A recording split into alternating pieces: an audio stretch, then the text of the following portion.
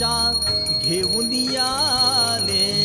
देवानी दैत्यानी मंथन ते केले, त्यातून अमृत कलशा घेऊन आले. भय दुःख सरण्या जरा मृत्यू हरण्या, सकळांना त्याचे संजीवन झाले.